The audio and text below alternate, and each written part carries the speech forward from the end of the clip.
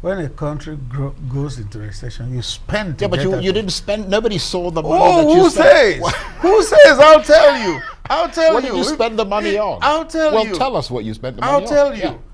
2016 budget, 1.2 trillion was spent on capital projects.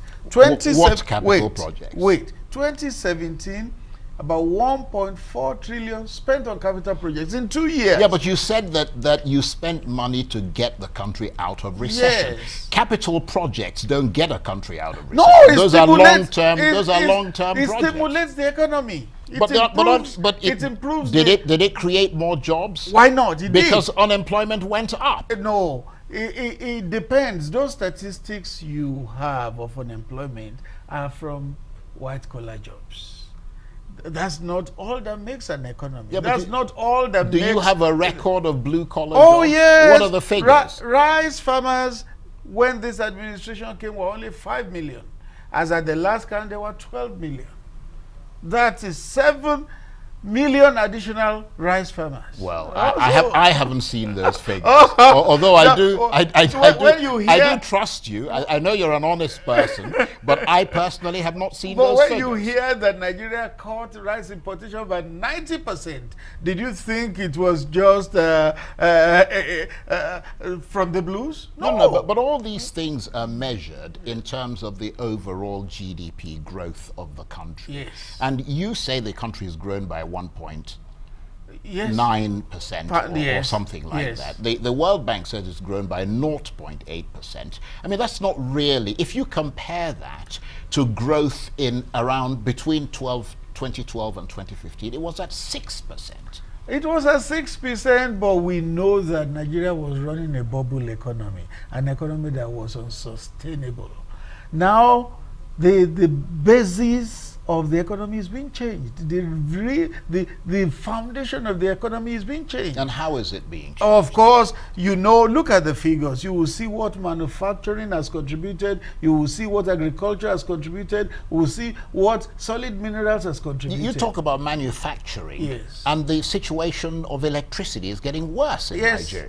But you I mean, can't say comparatively, no. Well, I mean, it may not be where it should be, but comparatively, it's not getting worse. Well, the point is that if you can't had improve less than manufacturing. 3,000 megawatts of electricity in 2015, and now you have over 7,000 megawatts of You don't have electricity. over 7,000 megawatts. It fluctuates. There was a time it stood at 7,001 Right. megawatts. Okay, let's shift gears slightly and let's talk about criticism that is continuing from both Christians and Muslims about the president's handling of security issues, particularly the cattle herder attacks from criticism from members of your own ruling party as well as the opposition, from the left and the right of the political divide, including an extraordinary denunciation from the Bishops' Conference, protests against the president in 54 cities and towns across Nigeria, and most recently, the symbolic resignation of the governor of Zamfara state as the chief security officer in his state in protest at the failure of your government to stop the killings in his state. I mean, this is an issue that's really threatening to overshadow President Buhari and could come crashing down on him at the 2019 elections. The security situation is multidimensional. You have the true herders and farmers who are clashing, and you have hidden hostile hands who have crept in under that umbrella to play what the president has described as irresponsible politics. Well, it has been going on for a very long time, and almost on a daily basis. I am glad you said we're that. getting. What I mean is that a very long time during you've been in power now for 3 years. A very long time means far, far, far before this Yeah, administration. but you claim that like you the came president in. said, the issue is even older than anybody living today. But you claim that you came in. The Boko Haram insurgency was going on before you came in. And here you are, you came in, the president waved his magic wand and things changed. Why aren't you able to do that in this particular circumstance? Like I was trying to analyze that Please. issue when you came in again. Sure. I said there is there is the authentic farmers herders. The issues are there. Now there is what has crept in under it: irresponsible politicking and the attempt to demonize the government. It came in. You have hidden hostile hands who are sponsoring and fomenting killings around the country. So that, let me finish. Because they know that security is one of the strongest points of the administration. So they decided to strike at the heart of the achievement of So these are malicious people who are so powerful and so incredibly insidious in their sort of ill will against the governments that they can take on the might of the Nigerian federal government, these individuals, and bring the government and the country to its knees. I mean, is that what you're honestly telling us? Well, you have said it. Some individuals are behind it. And so these individuals... Wait, Charles, let me make my point. These individuals once you ask your question... Okay. Once you ask your question, I need to understand what you're saying. The president in a broadcast said it, that some people are definitely sponsoring killings across the country, and that the security agencies are investigating, and once they identify them, they will be dealt with. So they know that people are doing this, but they don't know who the people are. No. For now, except if the security agencies know and are closing in. But I know that one day, yes, those people will be. Okay. We're talking about security, and I just wanted to...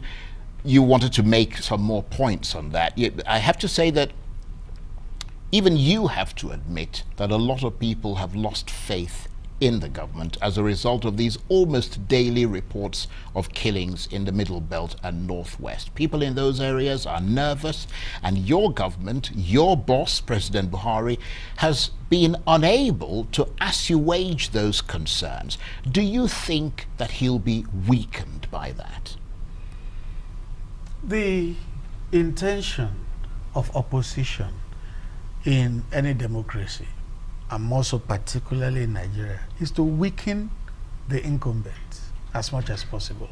And the opposition in Nigeria has identified security as one of the strong points of the Buhari administration. So they've decided to go for that area, finding what is the soft underbelly and trying to stick a knife into it. But we're seeing millions of, tens of thousands of ordinary people taking to the streets in protest. I mean, they're not all opposition figures trying to simply look for the underbelly of the government. These are people who are suffering. You need to know what spurred them to go on those protests. Yeah, you need to know what motivated them. You can't be sure that there were no political motives. No, I'm sure there'll be some political motives. Yes. I mean, everybody is driven by political motives. But the fact is, and that's what we're interested in, the facts.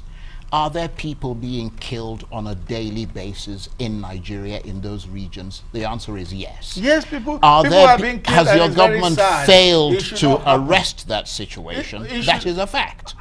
People are being killed.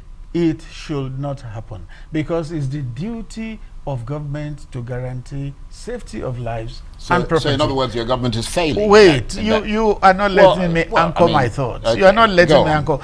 Remember when our president met President Trump recently? Even President Trump says security is a collective thing.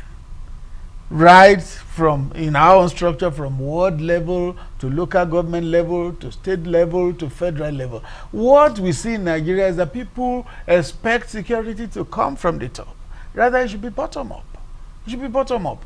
If Nigeria is going to be secured, everyone has a role to play. So why isn't the president advocating for state police? I mean, I read somewhere recently he opposes state police. Yes, he opposes the idea of local governments and so on and so forth. He opposes that. If security is from the bottom up, you should allow the people. I mean, allow police to be, local government, the states to at least have their own police.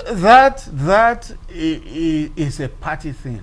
If his party, the All Progressive Congress, says we want state police, the president is a member of the party. Yeah, but if the president pushes that as he's a policy, Democrat, then people are more likely to come on board. He's a Democrat. The president is a Democrat. See what happened in his party recently. The National Working Committee had voted for extension of the tenure of the elected officers, and Suddenly the president came out to say, wait a minute, let's look at this again. There may be danger ahead. We may run into judicial cul-de-sac later.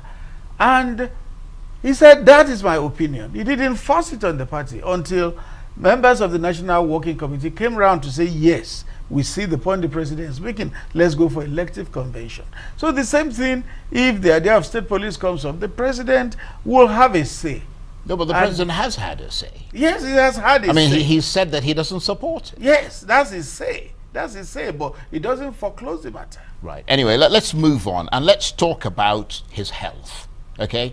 I mean, you don't really blame the Nigerian people, do you, who continue to have doubts about Mr. Buhari's health after he made 3 trips to the UK last year on medical grounds, came back, and he himself said he'd never been so sick, but then did not disclose what he was suffering from.